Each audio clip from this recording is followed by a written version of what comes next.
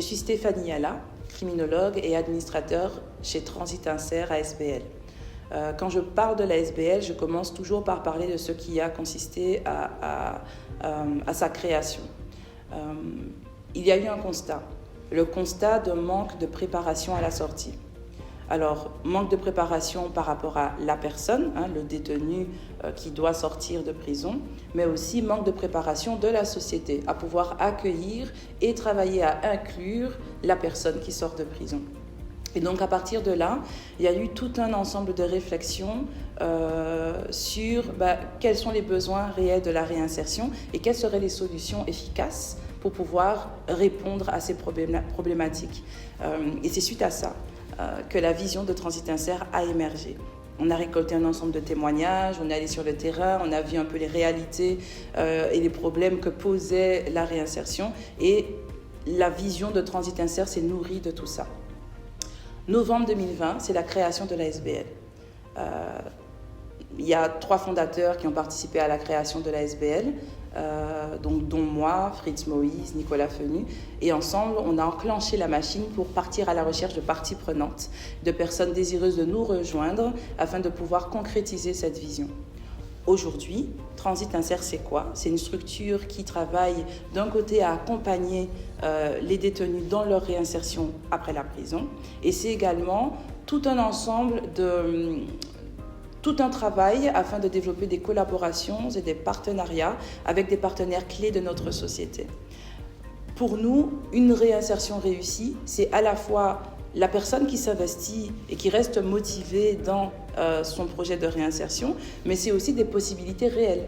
Et ces possibilités réelles, elles sont rendues accessibles aux détenus grâce à des partenaires clés, à des acteurs clés de la société qui ouvrent leurs portes. On pense au secteur de l'emploi, par exemple. Il faut qu'il y ait des entreprises qui acceptent de pouvoir travailler avec eux. On pense au secteur du logement. Voilà, il y a tout plein comme ça de situations, d'aspects pratiques de la réinsertion qui peuvent être réellement investis s'il y a des possibilités. Et ces possibilités sont notamment données grâce à la contribution de ces partenaires clés. Aujourd'hui, on a une dizaine de bénéficiaires et ce chiffre il continue d'augmenter. Le service a été lancé officiellement fin 2021, le service d'accompagnement, et ce chiffre continue d'augmenter. Pour ce qui est de ce cercle vertueux qu'on aspire à construire autour de nos bénéficiaires via le développement des partenariats et collaborations avec divers services existants, on a déjà pas mal de personnes qui nous ont rejoints. On travaille notamment avec la mission régionale pour l'emploi du Luxembourg, la mission régionale pour l'emploi du BOE, et on continue de développer les collaborations avec les MIR.